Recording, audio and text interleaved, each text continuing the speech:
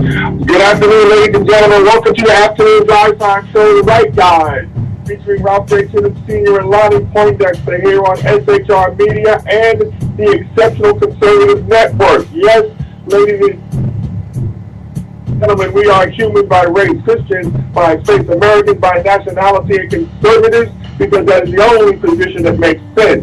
And ever find us to be wrong, understand clearly that we will always be right. So, ladies and gentlemen, please forgive a little lateness for the start of our broadcast, but today has been a monumental day here in the District of Columbia. Besides from where we're broadcasting today was the March for Life. My usual co-pilot isn't with me today, but I have an exemplary replacement. So, Mr. Kenneth McClinton. Well, thank you so much. I am glad to be in your audience this particular evening as well, your co-hosts. There are big shoes that I have to fill this evening for Lonnie Poindexter, not just because he's taller than me, but he is a tremendous host of I believe you will soon be an award-winning drive time radio program. Also, like this from you. Absolutely. But like I said, we've just been trying to just process everything that we experienced today. And for those of you who don't understand, today in Washington, D.C. was, in my opinion, the rebirth of American spiritualism. I think we have today. It was tremendous. It was a spiritual event, to say nonetheless. I haven't seen anything like it in my lifetime. I would just say that, sir. Oh no, absolutely. And then, like I said, I was there this morning. My usual. And we walked all the way down to 16th and Constitution Avenue Northwest. The main stage was at 15th and Constitution, so we actually went past it. And at 11:30 this morning, every blade of grass that the Park Service allowed people to stand on was covered. Every blade of grass at 11:30. And the program wasn't scheduled to start until noon. Wow. I have never seen just and just people just eager to show, I guess, the world and the real heart of America. So that's what I saw today. Yeah, it was immense, and I was covering, and I want to thank you and Lonnie for covering the March for Life today for TECN, for the TECN family downtown. I was at the other end of that wonderful march in front of the U.S. Supreme Court and as well in front of the U.S. Capitol on 1st Street Northeast. And there have been events with large groupings and large gatherings and inaugurations and things of that nature. But the magnitude of the number of people that came to fight against Roe v. Wade as they were coming down 1st Street, it was immense. It was like looking at a huge tidal wave coming towards you and not being able to get out of the way. That's exactly what it felt like. Oh, absolutely. Mm-hmm. Well, and if people want to see, for listeners, go to my Facebook page, RJCHITTAMSSR, because I've loaded up probably 4 or 5 videos from today's event, and you're right, it was a sea of humanity. At one point, I positioned myself on the steps of the Russell Senate Office Building, which is 2 blocks from where you were, in front of the Supreme Court. Exactly. And as you looked down that hill westbound, down Constitution Avenue, all you could see after wave of people. It never for 3 hours, it never stopped. It just kept coming. Exactly. And so much so that extra cars, I mean, not that it hasn't been done before, but many extra cars had to be loaded on to the metro trains just to accommodate that. I believe the upwards of about 600,000 people who came out today. And you must tell everybody, Ralph, because you were there, you were listening to Kellyanne Conway and Mike Pence, just how patriotic and how memorable this particular event was today. Oh, from the patriotic stuff, it started with the introduction. I forget the young man's name who sang the national anthem, but when she stood up to sing, the entire crowd came to attention. The few people who continued to talk were hushed, and then the entire crowd, everyone came to attention, hand over heart, and sang along with her the national anthem to show their love and respect, not just for the food. And we're talking about 500,000 people, and everybody was saluting the flag and honoring the country. That's America. Which is a big change of pace from where we were just maybe 6 days ago, when there was a march on Washington by quote-unquote women who actually were in disguise for their contempt of Donald Trump and as well their support of Hillary Rodham Clinton and global warming and abortion and a few other issues, Black Lives Matter and so on. And their flat-out hatred of men and their support of Sharia. Exactly.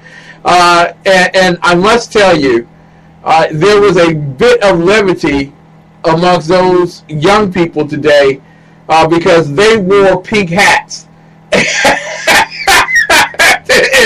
in antagonism of the women who marched on Saturday. So this was really a very blissful and spiritual day, like none other I've experienced here in Washington, D.C. for a march. But I was... It was. And what was really encouraging was the number of young people with their marching. I was getting ready to say that.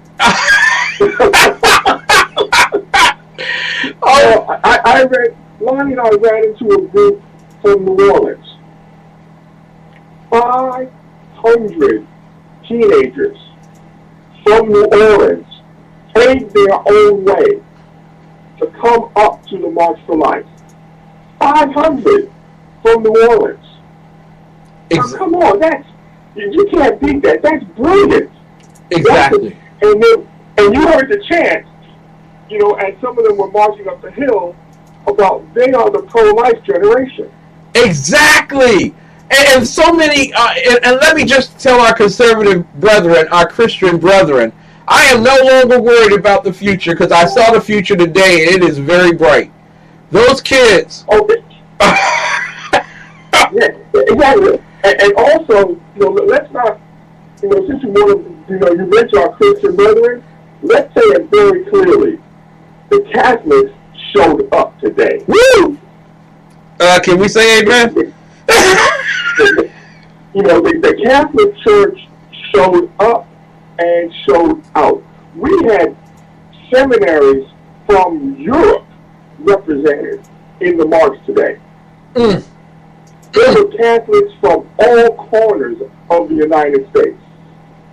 All corners of the United States. I mean, if you want to say something about the Catholic Church, understand very clearly, one thing that you cannot say is the Catholic Church quibbles when it comes to the issue of abortion. And I must agree with you there.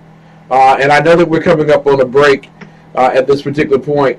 And with your permission, we can forego that break. We can pick it up at the 10-minute mark of this particular show simply because of the delay. But people need to hear because it's not being reported on CNN. It's not being reported on ABC, CBS, and NBC.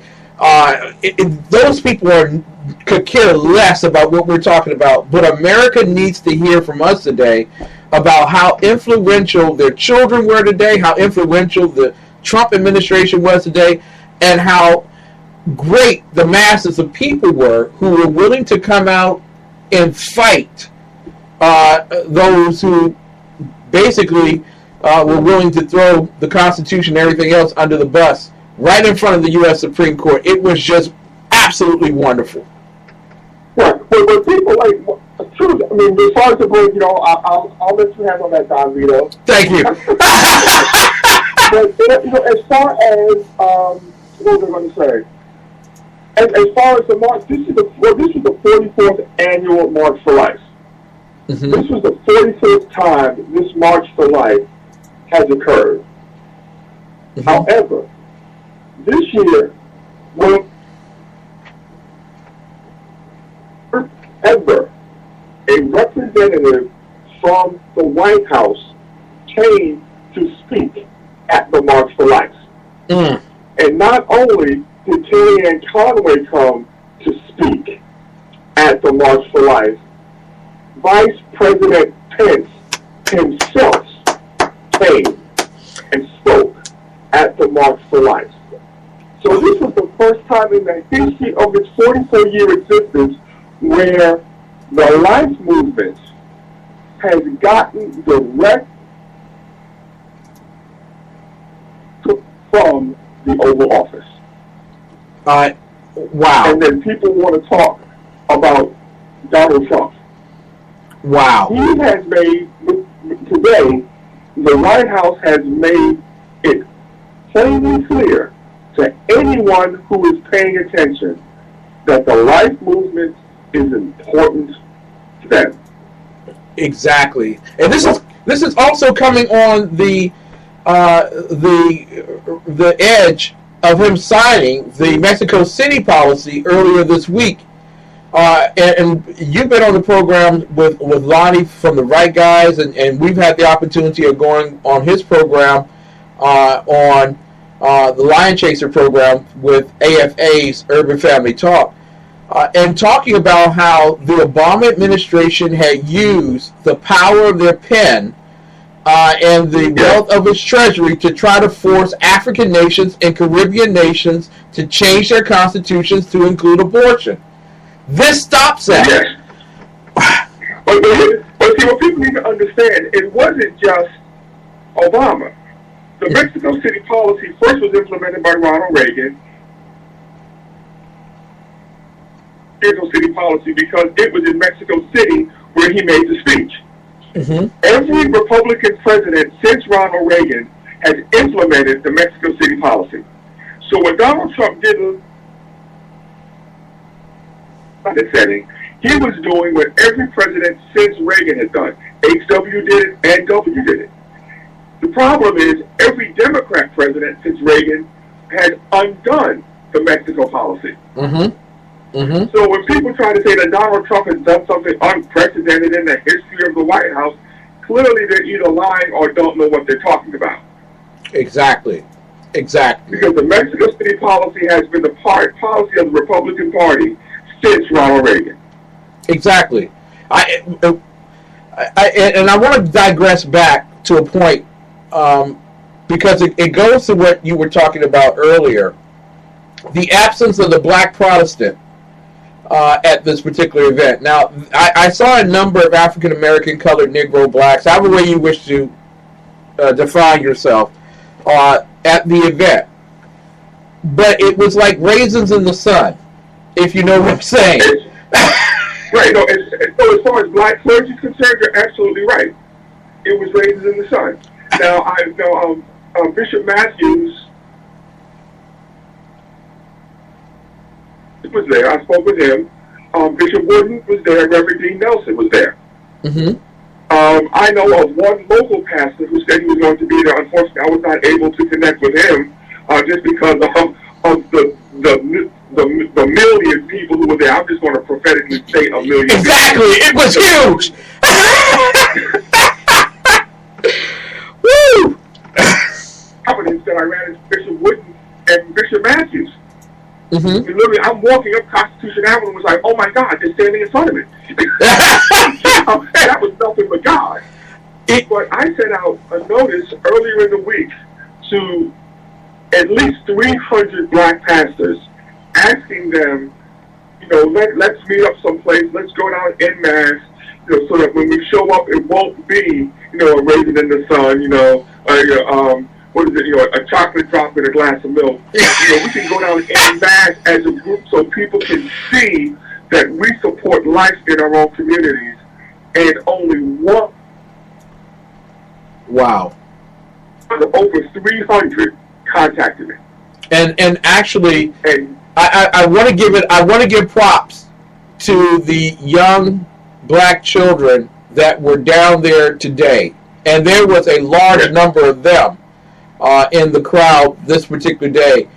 They stood in the place of their fathers and their grandfathers who had made the mistake of making abortion legal, and they are righting that particular wrong. So my shout out to all of you young African American, Hispanic, Asian, all sectors, all groups seem to be down there this particular day. And you're right, it was that wave of 1 million folk was wow. Yeah. I mean, and it really is a shame that black people were so underrepresented, especially so-called community leaders. Exactly. We're so that they are going to be willing to continue to sacrifice our children on the altar of Molech, and won't have the intestinal fortitude to actually say what they love on Sundays. Exactly. But that puts into question if Sunday really matters anymore in Black America. Does it? I mean, that's a valid question. Also, they don't go to church because they're seeking a relationship with Jesus Christ. Mm-hmm. I go to this big mega church because this is where all the politicians go, and I need to make some business connections. Or I go to this church because that's where all the cute girls go. I'm trying to find me a cute Christian girl.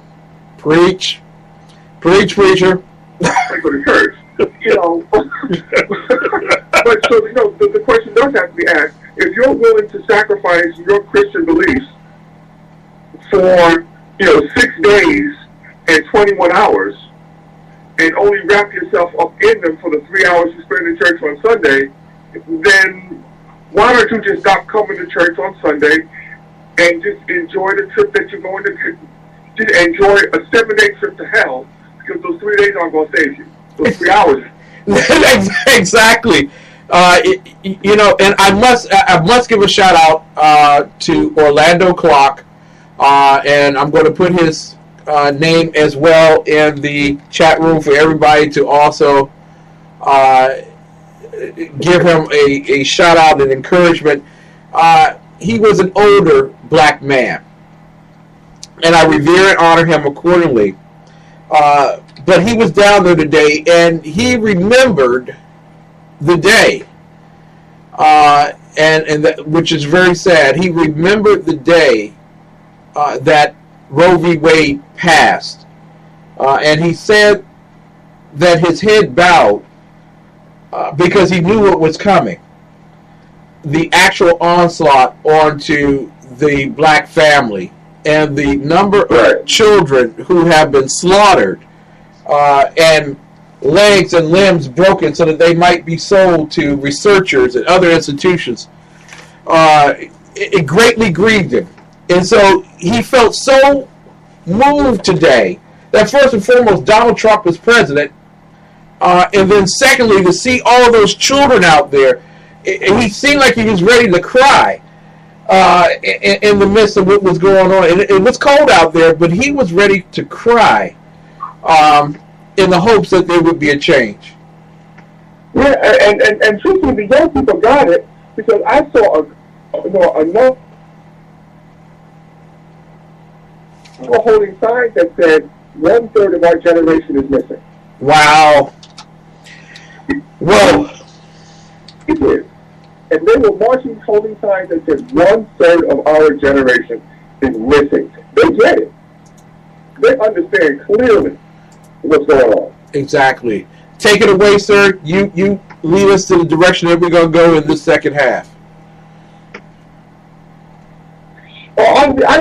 I actually queued up 3 speeches from the March for Life. I queued up Kellyanne Clarke's speech, I queued up Mike Pence's, and also Mia Love.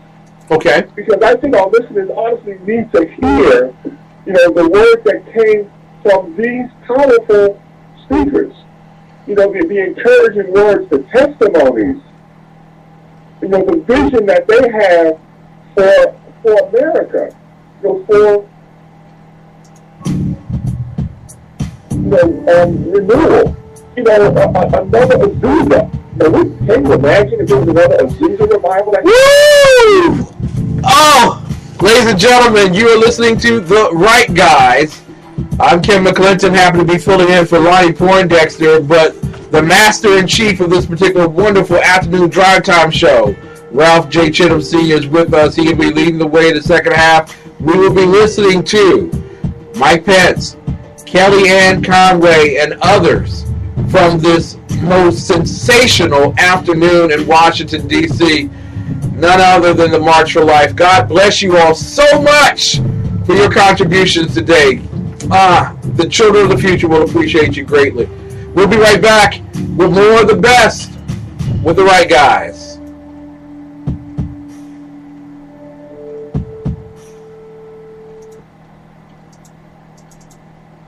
Hi, my name is Willie Lawson. I'm the Willie Lawson Show here on the Exceptional Conservative Network.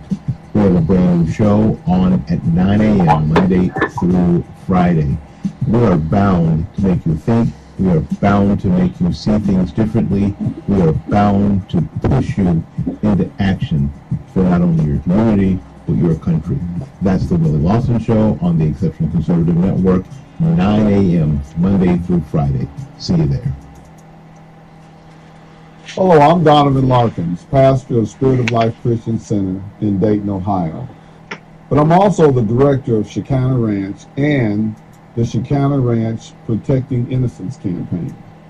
And today I want to just share with you some of our materials that we've developed so that you too can be part of promoting prevention, education, and safety awareness to youth. We have now our Protecting Innocence t-shirt. It's a powerful marquee or billboard that you can purchase and wear yourself that brings awareness that children need advocacy. It's a powerful, powerful piece. It's simply a picture of that with this marquee here with some additional wording on it. And you will want to be a part of that. We have posters that any of you pastors or any of you community centers, you may want to obtain some of these posters and post in the recreation center. It would be great to post this in the foyer of your church. It would be awesome for you to post this throughout the schools of your community.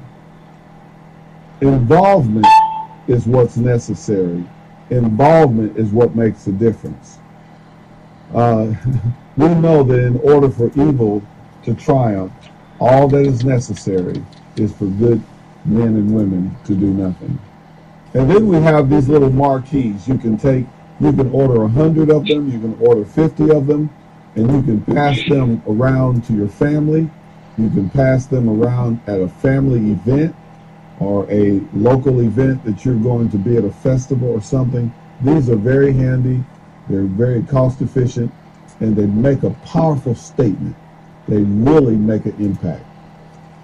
And then we have our Protecting Innocence ribbon. And in this package, it's not only just the ribbon, but it also has a message, a safety awareness message, actually a tip. And the tip encourages parents to exercise scrutiny with the relationships that your children are involved with. Today, we see more and more children being victimized by teachers, by coaches, and by other people, other supposedly trusted individuals. And we have to prepare our children if we plan for them to be safe.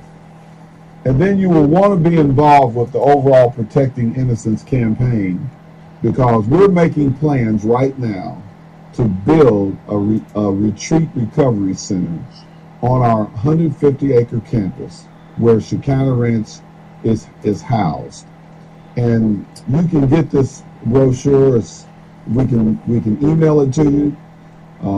That way there's no cost associated with it, so that you can learn how you can join our Protecting Innocence teams. We are communicating with people globally, all over the world, that are interested in how together we can protect children from dirty, evil child molesters. We love to have you on board. We need your support. We want your prayers, and we welcome your financial contributions. Again, I'm Donovan Larkins, Shekinah Ranch Protecting Innocence campaign. And by the way, camps are coming. So call us so that you can register your child at 937-422-6029. We'll see you later. Hi, it's your business diva here, Melanie Collette of Money Talk with Melanie on the Exceptional Conservative Network. Every Monday, Wednesday, and Friday at 10 a.m., we talk all things money on a global, domestic, and household scale that affects you and your wallet. You don't want to miss it. From the warfront to the streets of our nation's capital, Men of Faith, Dr. Michael Jones, the underground professor, and Kenneth McClinton, the exceptional conservative, bring both constitutional gravitas and spiritual perspective on today's issues to the most influential Christian urban talk show, 9:05 p.m. Eastern, Thursdays. It's a new day on New Day, Black and Red. Good morning, I'm Michael Wright. and I'm Shannon Wright. Okay, folks, that's not how it goes. I think I'm Shannon, and I think you're so. Michael. Yeah. Okay. We are The Right Way with Shannon and Mike. Join us from 7 to 9 a.m. Eastern Time Live on SHR Media, and on TECN, where we'll be talking about all kinds of things. from sports and politics The food and entertainment, to money family, and anything else in between. community, holidays, all kinds of things. It'll be great. Join us from 7 to 9 a.m. Eastern Time.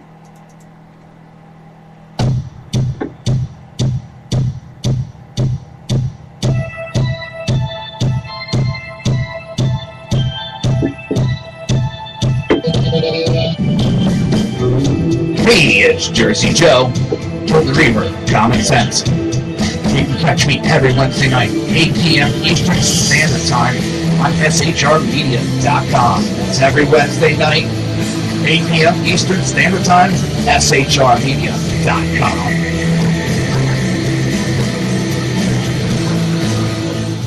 Ladies and gentlemen, I'm honored to be sitting in Lonnie's chair. Lonnie's chair is bigger than my chair.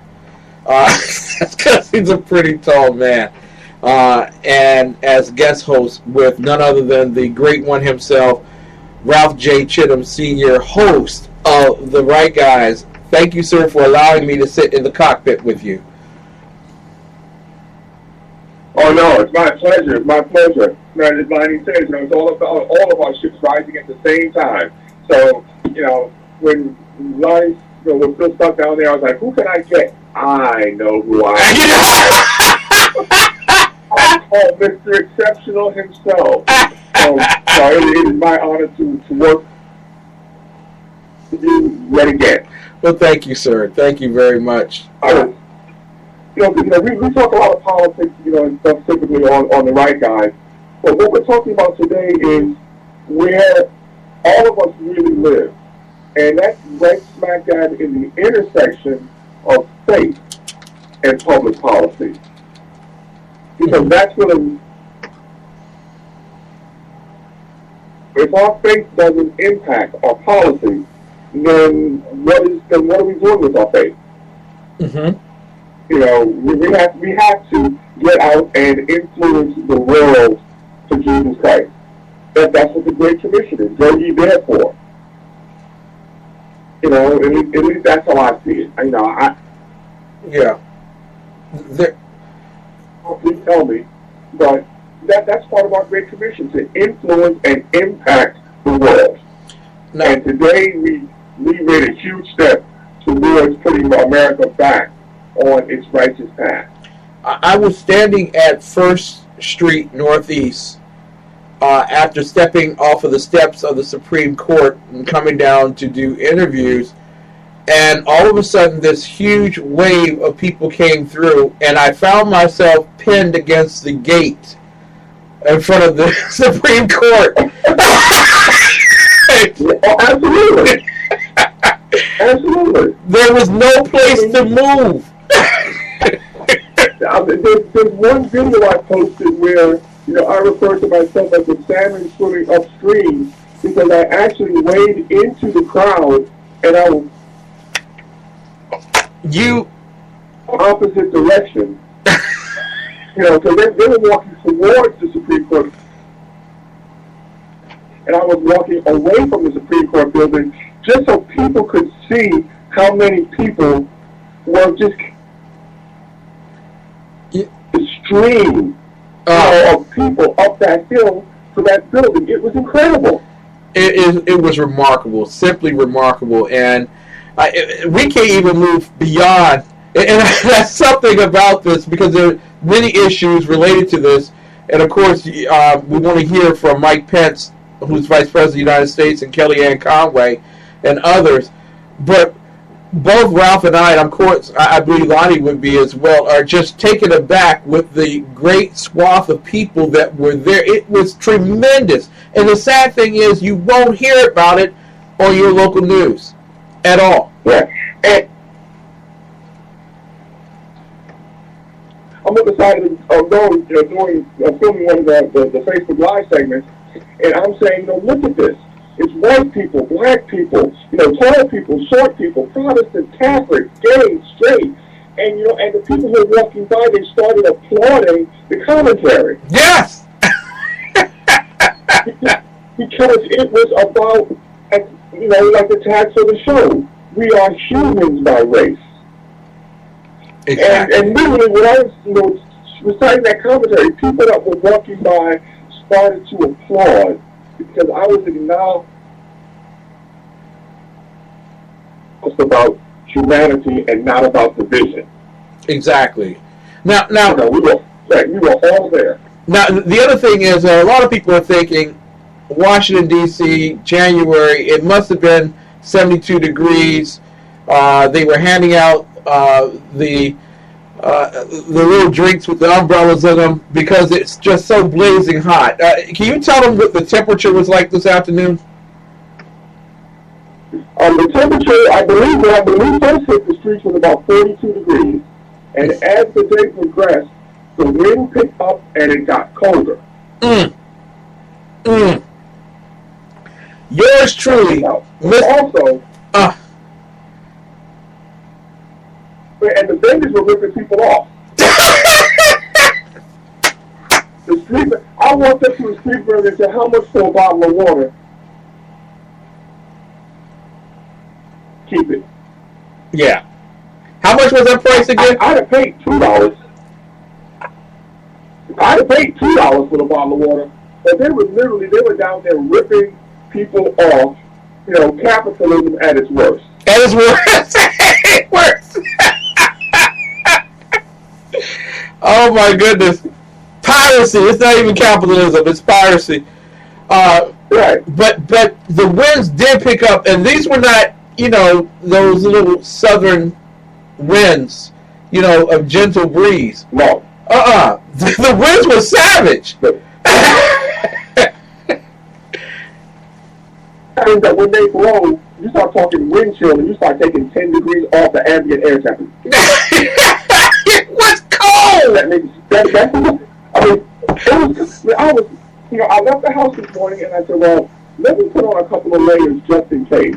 You know, even though it was nice when I left the house this morning, you know, the Holy Spirit speaks to it, says, put on some more clothes. Yeah.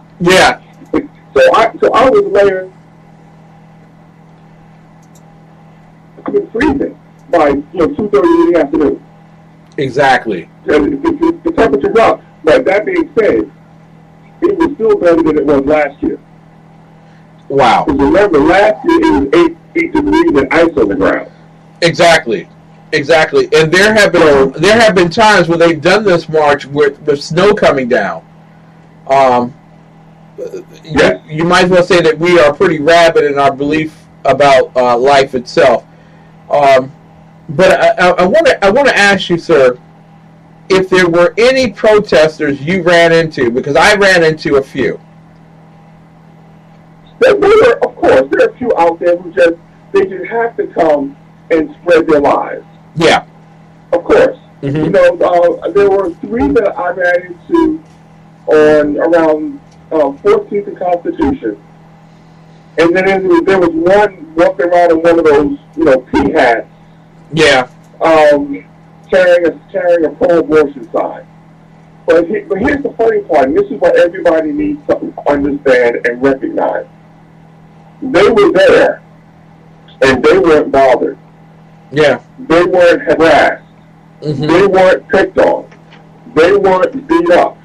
They didn't have their signs snatched out of their hands. We left them the heck alone. Yeah. Because we're grown-ups, not a bunch of butt-hurt snowflakes. Yeah, exactly. And there was one woman that passed me as I was filming and said, my body, my choice.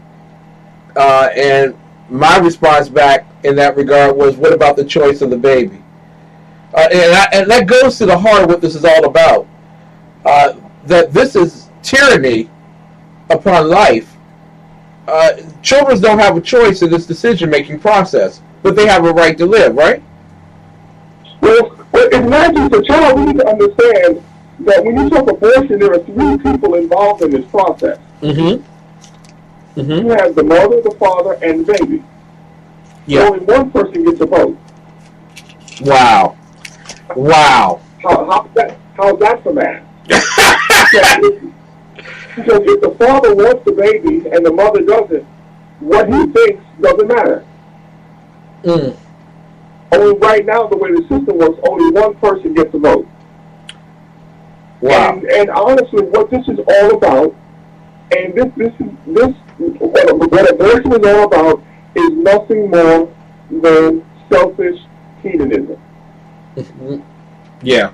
It's a selfish choice made by a person for their own personal hedonistic benefit. Wow. Period. End of the It's selfish hedonism. Now, and it's not your body. Thank the you. baby is a separate body. Mm-hmm. The baby is a separate person. Now, the choice you had was to not have unprotected sex in the first place. Mm-hmm. Mm-hmm. But wait a minute, Ralph. Wait a minute. Women get raped. That's how babies get created, because the men rape them. That's what we're told. And that is true. There are some women who do get pregnant as a result of rape. That is absolutely true. And anybody, and that idiot congressman who said, that a woman's body shuts down and can't get pregnant if she's raped. I don't care if he was a Republican. He's an idiot. Okay? So here I am being critical of a fellow Republican. That guy was a fool. Exactly. No, and it is a fact that, yes, that does happen. But it's still a life. Exactly. And the other thing, I'm sorry, but the other thing about that whole concept of rape, first you have criminal laws that you can use to deal with the penalties accordingly. But in addition to that, less than 1% of all abortions are the result of such an encumbrance. That means that 99% of abortions are done for the convenience of the mother. Those are the facts. Absolutely correct. Wow. Now, what I will say, as children born as a result of rape, is that the rapist should enjoy any parental benefits at all. That man should not have any rights at all to that child. Mm-hmm. Because what's happening now, the way the laws are written, rapists are now demanding almost parental visits, and now the woman that is forced to deal with this man for the rest of her life. Now, I think that's a nonsense. Yeah, that is. That is. It takes a special kind of love to forgive the rapist who fathered your child. That's a special kind of love, and not every woman has that. Not every man should receive that. Maybe I'm off point when saying that, but I just that's the way I feel. No, and I wouldn't have brought it up if I didn't feel the same way. Yeah, yeah. Ralph, you are a great. In this situation, we're talking about this is an outlier. Yeah, you're talking about rape from. Pregnancy from rape. Honestly, that's an outlier. Exactly. It's a rarity. 99% of these abortions are because of the convenience of the mother, the fear of the father, or the actual condemnation of life itself. And so there are many psychological things that come from that. Where individuals, and I admit freely that in my lifetime I've been involved in 2 abortions, and I've asked the Lord for forgiveness of that. I wish to God I had never done those particular things. But there are psychological problems that come from that. I saw a sign that says that you don't get over an abortion down there, and it's true. You don't. But everyone who whether it's a post-aborted mother or father, they need to understand the redeeming grace and his forgiveness. And they need to understand that if they prayer and ask for forgiveness, he has forgiven them of that sin.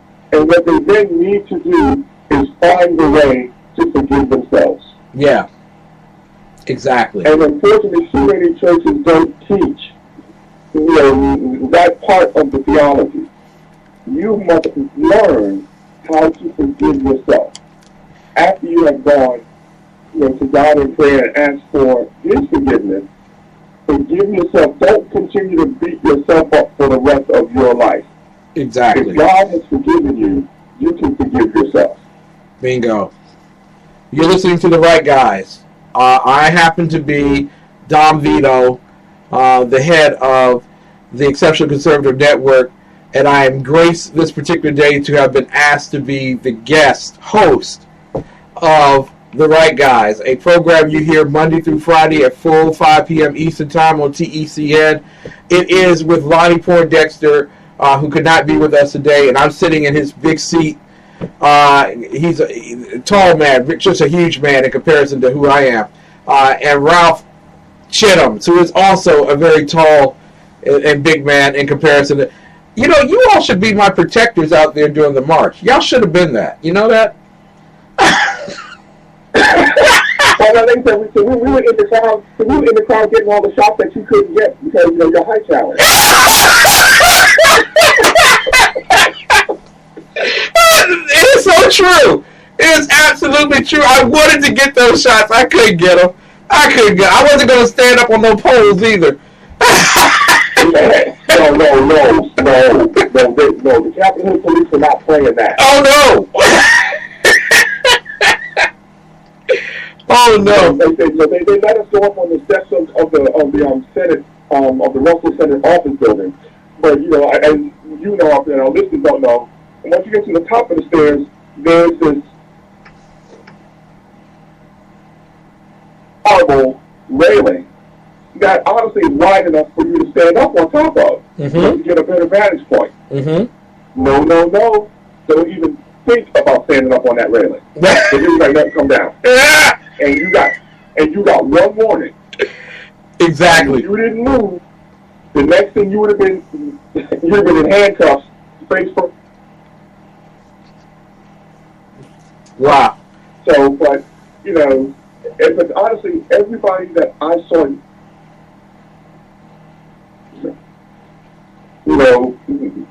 there was no limits down on the street. People weren't sitting on the sidewalks. No. This was people having respect for themselves and for others. Exactly. Ralph, you also had a clip that you want to play regarding Mike Pence. Let's hope that we can actually get this to play through a number of different computers right now. But we're going to see, this is, I've queued up, this is the full. As if smokers need more reasons to quit. All right, very sorry. That's earlier today at the March for Life. So let's see if this works.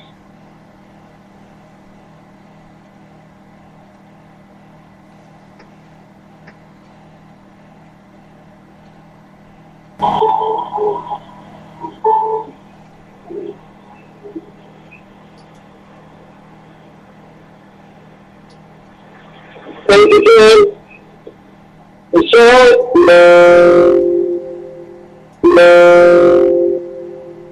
on behalf of President Donald Trump,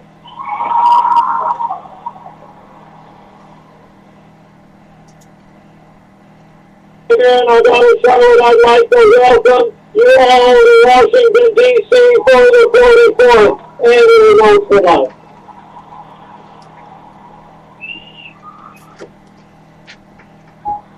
It's a good day. It is the best day I've ever seen for the March of Life in more ways.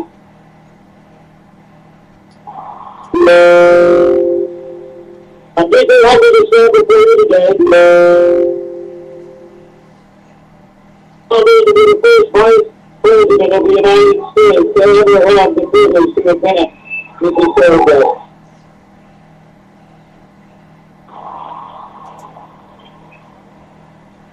More than 240 years ago,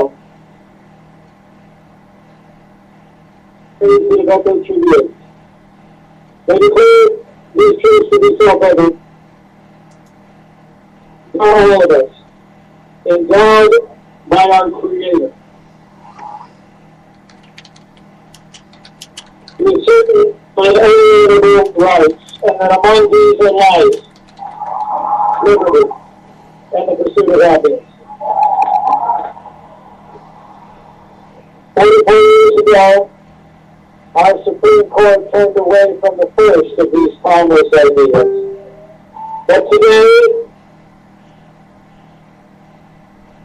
because of all of you and the many thousands who stand with us in marches like this all across the nation, life is winning again in America.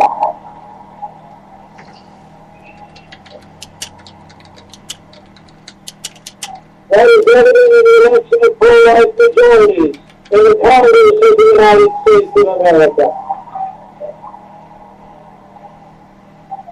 But it is no more evident in any way than in the third election of a president who stands for a stronger America, a more prosperous America, and a president who has Vice President Donald Trump.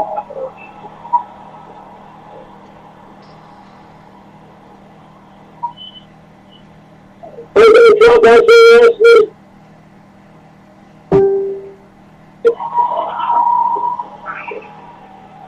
to thank you for your support, for your stand for life, and for your compassion for the women and children of America. 1 week ago today, on the steps of the Capitol, we saw the inauguration of the 45th President of the United States.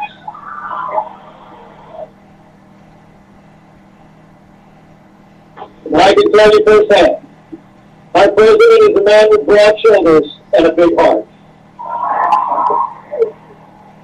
His vision, his energy, his optimism are boundless, and I know he will make America great again.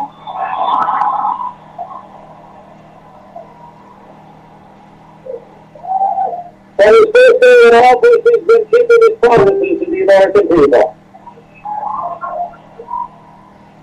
I like to say over there at 1600 Pennsylvania Avenue, we're in the final season here, baby. That's why on Monday, President Trump reinstated the Mexico City policy to prevent foreign aid from funding organizations that promote and perform abortions worldwide.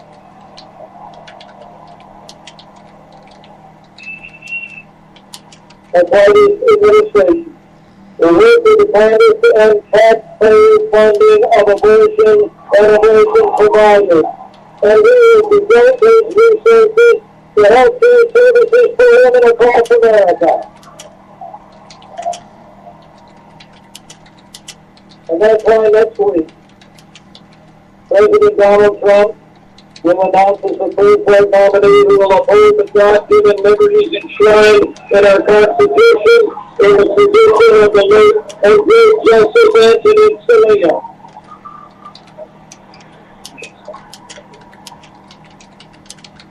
You know, life is winning in America. And today is a celebration of that progress, the progress that we've made in this cause. You know, I have long believed that a society can be judged by how we care for our most vulnerable. The aged, the infirm, the disabled, and the unborn.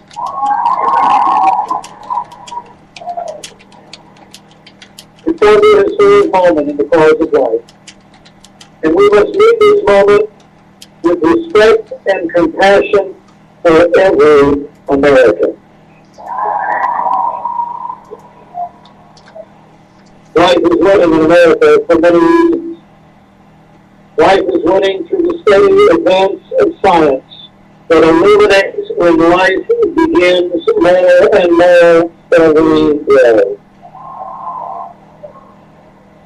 Life is winning through the generosity of millions of adopted families who open their hearts and homes to children in need. Life is winning through the compassion of caregivers and volunteers at crisis pregnancy centers and faith-based organizations who minister to women in the cities and towns across this country. And life is winning through the quiet counsels between mothers and daughters, grandmothers and granddaughters, between friends across kitchen tables and over coffee at college campuses. The truth is being told. The passion is overcoming convenience, and hope is defeating despair.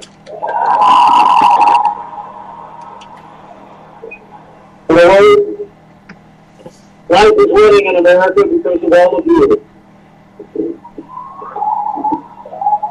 So I urge you to press on.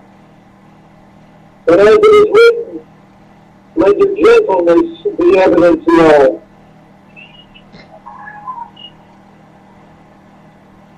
Let this movement be known for love, not anger.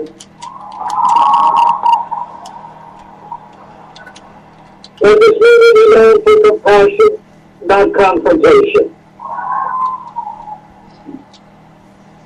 When it comes to matters of the heart, there is nothing stronger than gentleness. I believe we will continue to win the hearts and minds of the rising generation with our hearts first with the young mothers and their unborn children. And if we each of us do all we can to meet them where they are with generosity, not judgment.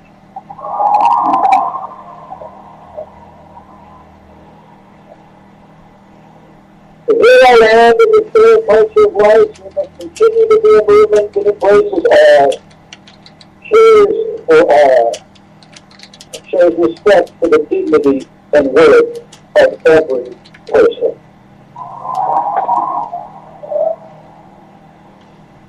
In showing of the roles of the Jefferson Memorial are the words of our third president, who admonished us so long ago to remember that God who gave us life, gave us liberty.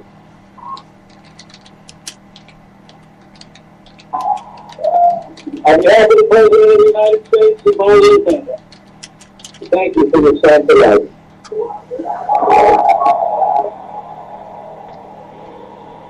We thank you for your compassion. We thank you for your love for the women and children of America. And be sure, along with you and our world, until we restore a culture of life in America for ourselves and our posterity.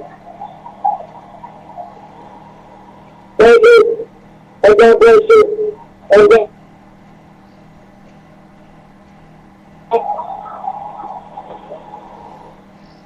Now that's what I call a speech. That's a speech. That's a speech. I tell you, the great joy of it all is that the 45th President of the United States made it pertinently clear where he stood on abortion. By saying, absolutely. There's no doubt here. There's no gray area. There's no comprehensive program or strategy. He is pro-life. Period. End of discussion. There you go. Yep. And you're right. And we just did hear from the 45th President of the United States. Clearly. Because, you know, I've spoken prophetically on other shows. I'm not going to say prophetically, but in a predictive mode, because you really shouldn't speak prophetically when it comes to politics. And let's be truthful, because politics isn't faith. But I truly believe that we are going to have 8 years of Donald Trump and 8 years of Mike Pence. And then after that, I believe we are going to get the first United States after Mike Pence in the person of Ivanka Trump. If you believe Ivanka Trump is going to be President of the United States, a woman, do you believe a woman can be President of the United States of America? Oh, I absolutely. Look, people didn't believe that a biracial African could be president.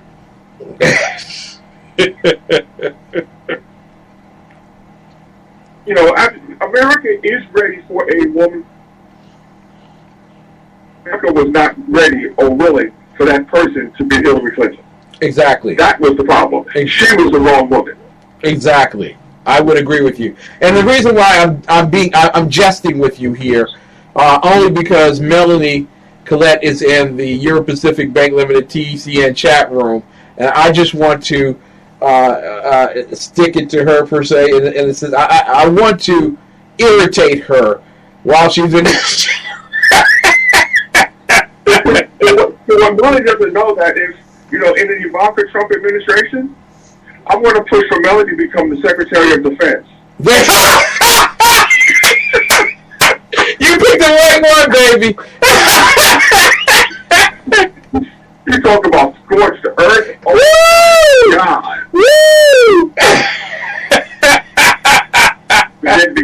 There'd be no mercy, no place for people to hide. She just be crushing folks. There'd be nothing called collateral damage, but everything would be damaged. It'd be woo.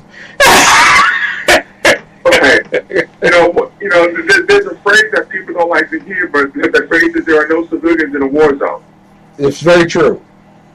That's very true. You know, I mean, that's a hard statement, but if you understand the reality of it, there really is a lot of truth to that.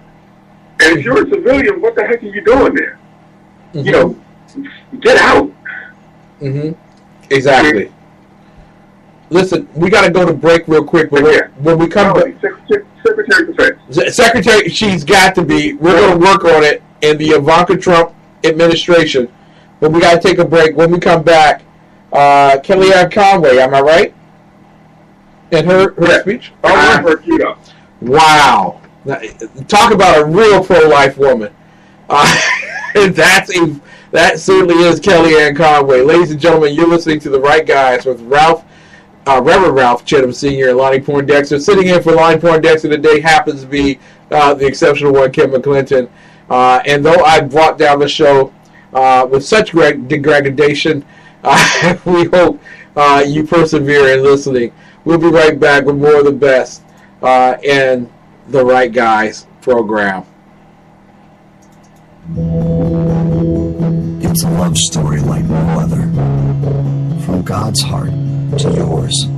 And for 30 years, it's been at the heart of every book, Bible, CD, gift, and resource from ChristianBook.com.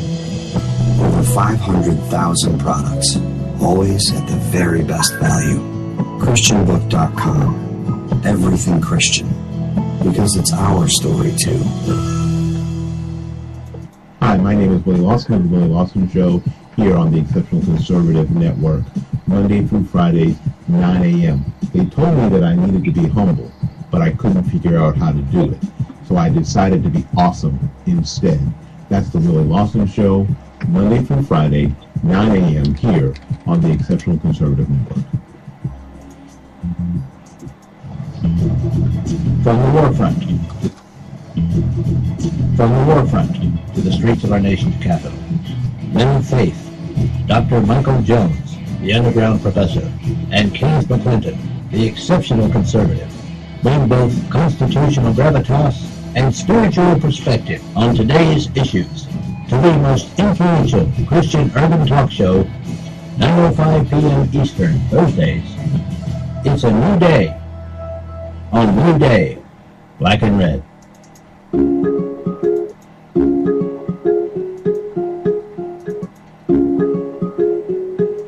Good morning. I'm Michael Wright. And I'm Shannon Wright. Okay, folks, that's not how it goes. I think I'm Shannon, and you're Michael. Yeah. Okay. We are The Right Way with Shannon and Mike. Join us from 7 to 9 a.m. Eastern Time. Live on SHR Media. And on TECN. Where we'll be talking about all kinds of things. From sports and politics. To food and entertainment. To money. Family. And anything else in between. Community, holidays, all kinds of things. It'll be great. Join us from 7 to 9 a.m. Eastern Time. Welcome to Lion Chasers, where faith and public policy intersect. And now, your Lion Chaser with a good fight of faith, Lonnie Poindexter on Urban Family Talk. We're not saying that there's not instances where there's been racial injustice somewhere. This is America, and people are human, and the sin in the world. There's a president of first. He's the first president to say that America is not a Christian nation. But you know, we'll pray for our enemies, while we defeat them.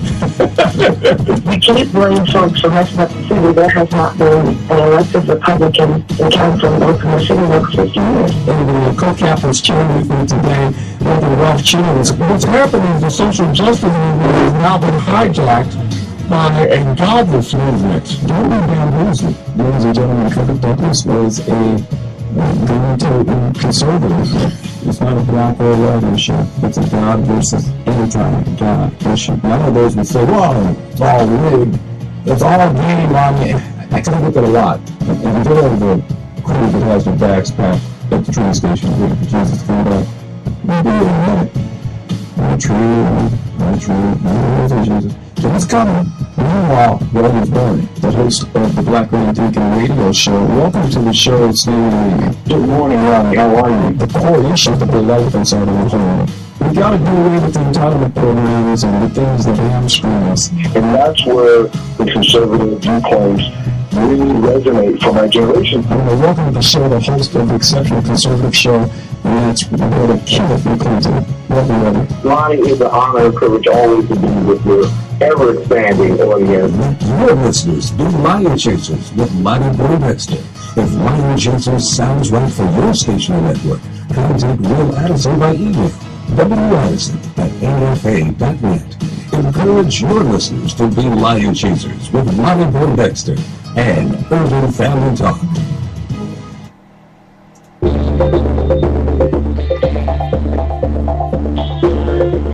Ralph J. Chittum Sr., Lonnie Poindexter. They are the hosts of The Right Guys on TECN. Take it away, Ralph. Ladies and gentlemen, Vice President Pence at the March for Life. And now I have queued up for you to hear the speech from a another person from the White House in the person of Kelly Ann Conway. So here we go.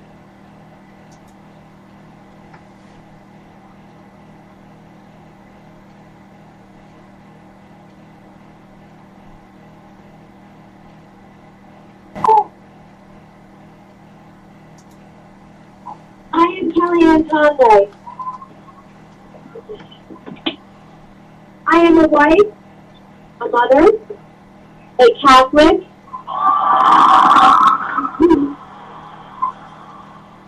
counselor to the President of the United States of America, and yes, I am pro-life.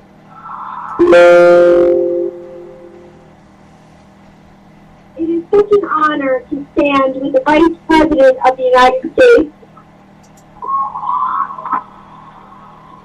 and with so many leaders, families, and students from places near and far to defend that board.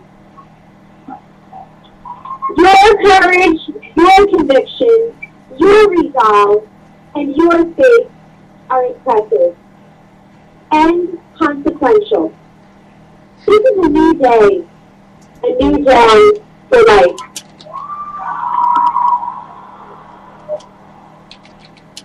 Why are we here? What does it mean to stand together, to be part of this incredible movement, to face criticism, ridicule, laws and lawmakers that diminish and erode our most basic right and the bedrock of our society? It means to protect and to promote the most precious gift in the world, the gift of life.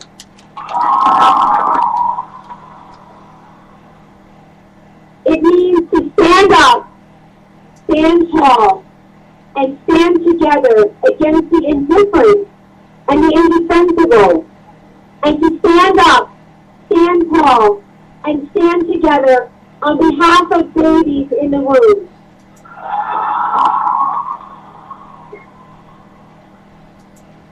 It is no coincidence that the first right site independence is the right to life. It is a privilege. It is not a choice.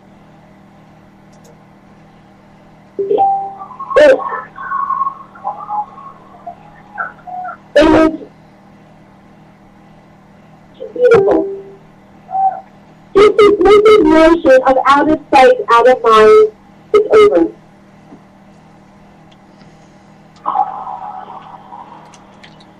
Science and medicine have joined in causing many Americans to rethink just how fragile and how triumphant human life truly is.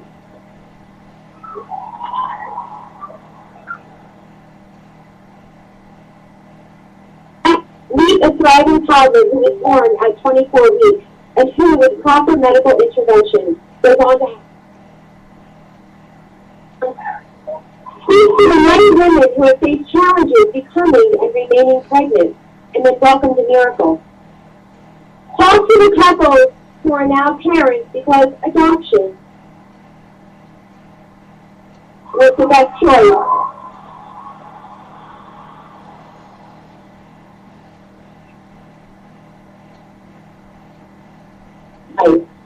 Yet today is also a celebration of life. It voices and lifts your spirits. Steps away from here in the White House, a president and a vice president sit at their desks and make decisions for a nation.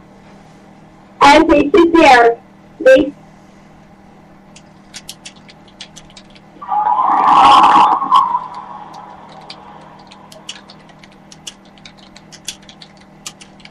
defenses of life as presidential candidates showed a nation that courage and commitment can overcome indifference and insult, and their decisive actions as presidents to further this conversation and this cause.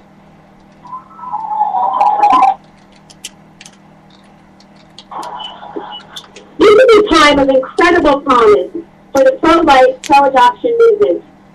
Our message and our positive action must also reach those women who face unplanned pregnancies. They should know they are not alone.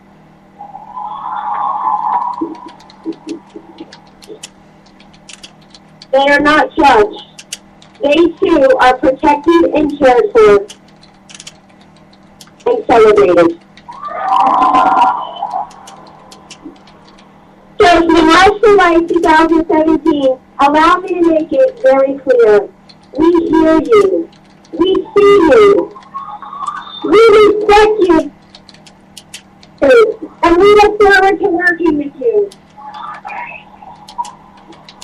And yes, we walk, we march, we run, and we endeavor forward with you. God bless you, and God bless the United States of America.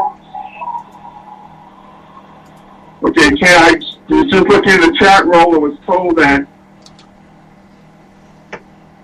the speech from Kellyanne was not being broadcast. We were just getting dead air. Dead air. Okay. Now all I hear is Art Garfunkel, The Sounds of Silence. All right. Okay. It could be any number. Okay, well. Yeah, it could be any number of things. I'm checking on that right now. I know that we've had a bout of technological issues recently, and what we're going to try to do is inspect and move forward. But she gave a wonderful speech, and we are still live right now. Yes. Yes. Okay. So, because also the Congresswoman from Utah, Mia Love, also gave a powerful speech, but hers was a testimony. Okay. So well, I guess we're going to have to figure out a way where we can just chew up all three of these speeches that honestly every American needs to hear. Put them. Well, I tell you what. Yeah. And download and listen.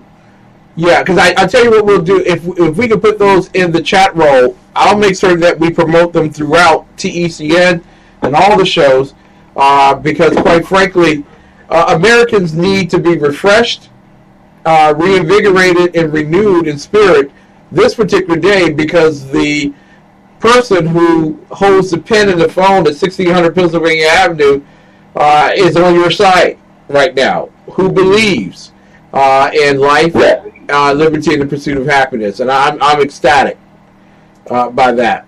Yeah, and it's the fact that this is the first time ever in the history of the March for Life that you had someone from the executive branch of government attend. That's disgusting. This is the first time that. My name is hold on. There you go. Did you all hear that? Yeah, I heard that. That ad that you started playing? Yeah. Yeah. Honestly, what I honestly believe is happening here, I believe that what we're dealing with attacks to keep this good news from getting out to America. Exactly. I sincerely believe you.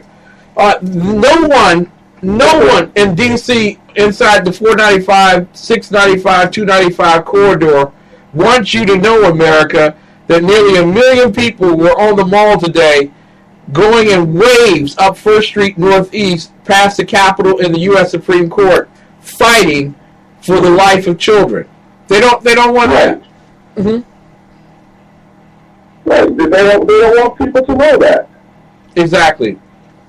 But as much I put two of them in the chat room. I put Kellyanne's and Mia's, and I'm getting ready to put in Mike Texas. Excellent. Also in the chat room is Melanie Collette. Now, Melanie is a friend of ours and a great broadcaster in her own right.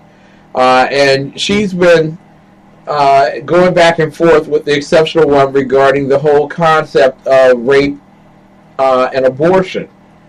And I just want to read to you what she says, only the part that really matters.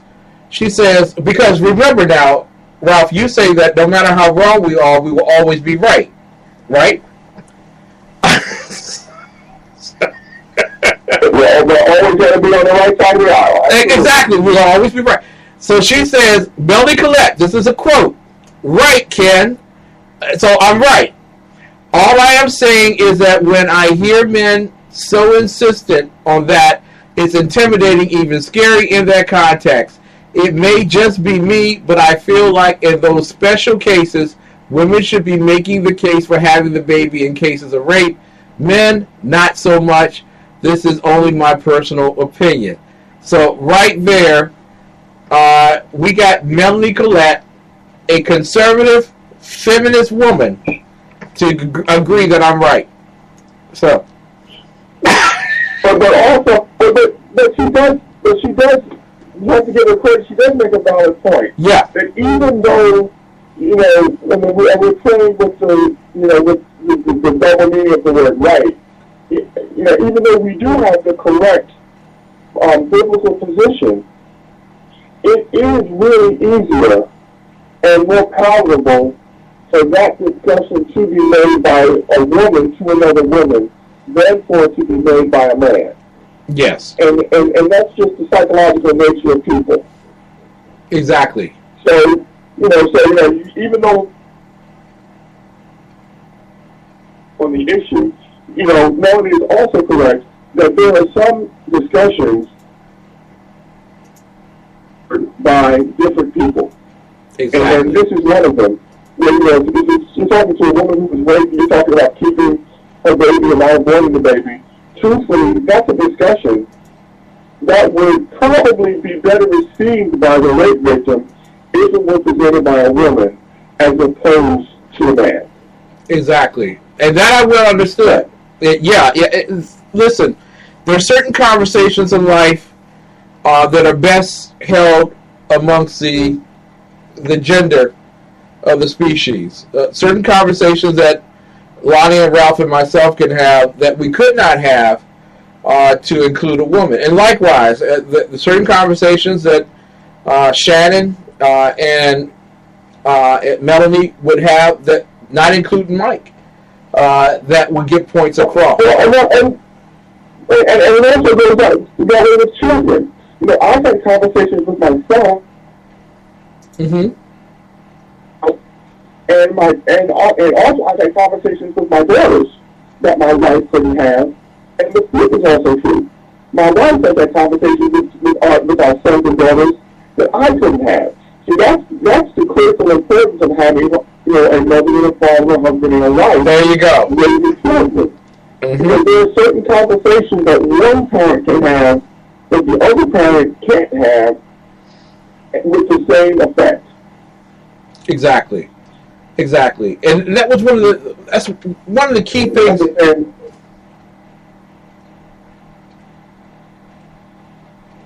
I'm sorry. One of the key things, and forgive me for interrupting, but one of the key things is the importance of conversation is that we throw down the narratives on either side and we deal with the facts and we deal with the feelings and we come to what the principle is. What is it that we should do in the eyes of God? At least this is my thought in terms of what a conversation should be built around. And the whole idea, it's tough to make some decisions that, with the encumbrances of humanity. It's just that way. Let me say now that the air is dead again. The air is dead. Okay. So we're not broadcasting. Okay. Because it's showing us live at this point. Okay, well, it's showing that we're on air. So, I don't know exactly what's going on. I really believe, without a shadow of a doubt, exactly what you believe. She said she had to hit play again and laughing out loud. So I guess the technical dude was having some technical difficulties. Woo! No, you didn't. Man, you will never live that down. I want you to know, Melanie, that Ralph said it. I didn't say it. You didn't hear it come out of my mouth that the technology business leader was having problems with technology. Little sister knows I love her.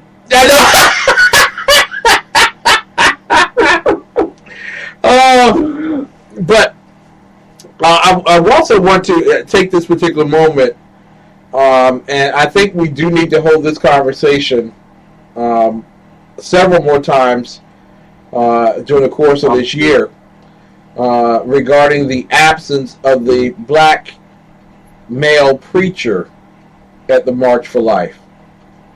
Abortion has virtually wiped out our population because it was planned. Well, abortion has cut the black community in half. Yeah. Half of our population is missing.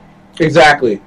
But I don't hear anything from the black male preacher who stands in the pulpit on Sunday morning and demands women to give him a tithe for his ability to raise their spirits and bring out emotionalism while they are lining up to go to the Planned Parenthood clinic on Monday. Your thoughts, sir? No, absolutely. It's a complete abrogation of responsibility. That they are not going to speak up to this issue.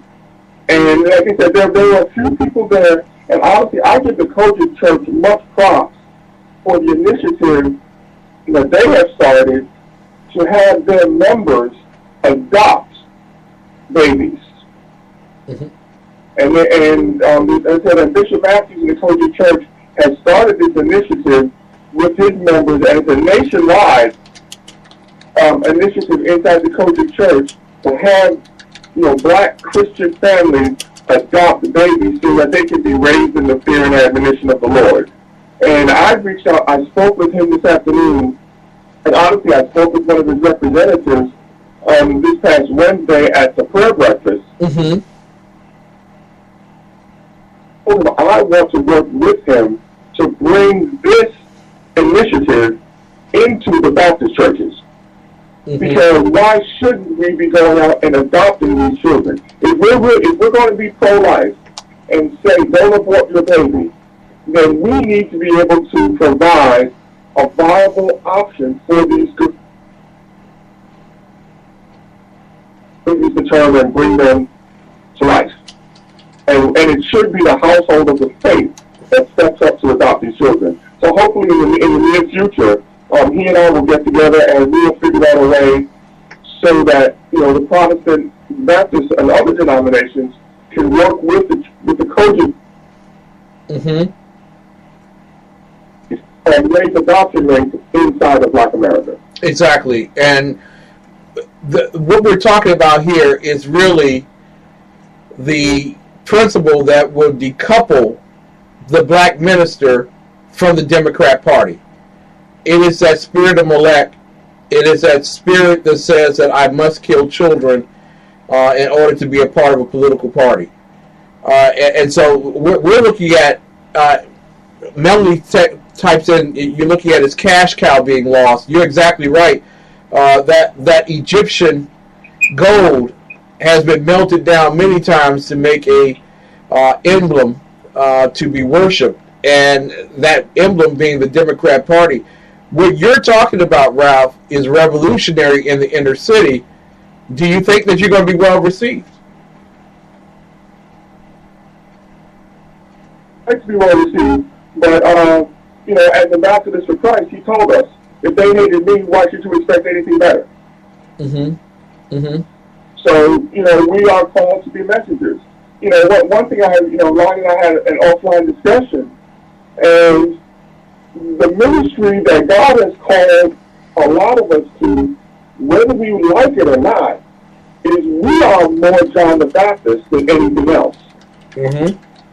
We are that voice crying out in the wilderness, saying, y'all, it's time to get this stuff straight before the master comes. Yeah. It's the same message that John the Baptist was preaching.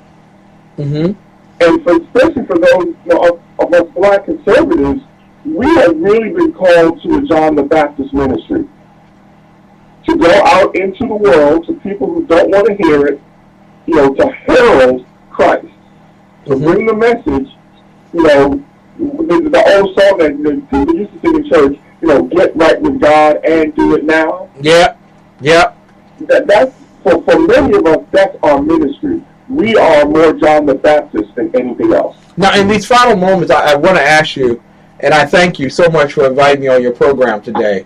I want to take this moment to ask you that Donald John Trump, the President of the United States, says that on February 2nd, he will make his announcement for Supreme Court Justice.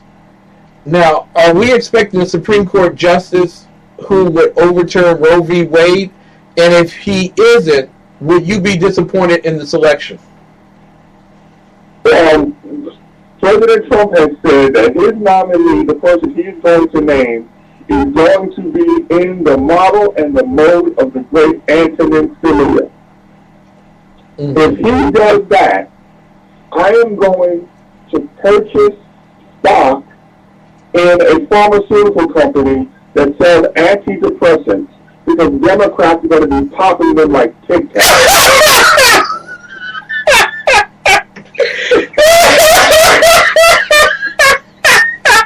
I'll be right there with you, brother. I swear I will. Because but that's what he said. Yeah. He said that the person he's going to name, this person is going to be in the mode and in the model of the great Antonin Scalia. Now, we both know that the most conservative justice on the court, even when Scalia was on the court, is Clarence Thomas. And there are rumors, some of which he started, saying that he's interested in retiring at the end of this particular judicial season. Will the selection encourage Clarence Thomas to stay on, or will that open the door for another constructionist to be added? Honestly, I would think that this would encourage him to stay because he would then be in a position to reestablish, American constitutionalism. Exactly. There are, 3 other justices on the Supreme Court that are in their, I think, two in their 70s and one's in their late 60s or something on the line. Yeah. Ruth Bader Ginsburg, she struck at 80. Right. So, she should be leaving very soon. So, if I was Clarence Thomas, I would say, because I'm looking at President Trump probably not just replacing Antonin Scalia, but maybe placing 2 more constitutional conservatives on the court over the next 4 years. Why would you want to leave in essence a stacked house? Yeah, exactly. Because I'm thinking that those comments were made in May when it looked like Hillary Rodham Clinton was going to win. And it would be no sense sticking around at that particular juncture when you know for a fact that Ginsburg would be replaced by a liberal, that Scalia would be replaced by a liberal. It would be just 3 conservatives left on the bench. 6-3 decisions across the board. Why stay for that? So I like that. Yeah, I like your train of thought in that regard. I turn this show over to you to close, sir. Forgive me. Oh, no, not a problem. Ladies and gentlemen, as always, we thank you for tuning in to the SHR Media TECN Afternoon Drive Time Show, The Right Guys, with Ralph Chittums and Lonnie Poindexter. We apologize, of course, for our little technical difficulties, but in Washington, D.C., I firmly believe that we are being undermined by the CIA and so we couldn't broadcast our show the way we would like all the time. But understand, ladies and gentlemen, when you tune into The Right Guys, you will always hear us say that we are humans by race, Christians by faith, Americans by nationality, and conservatives by choice, because that is the only position that makes any sense. And if we're ever wrong, always be right. Amen. God bless you. Have a good night. God bless you. Take care now.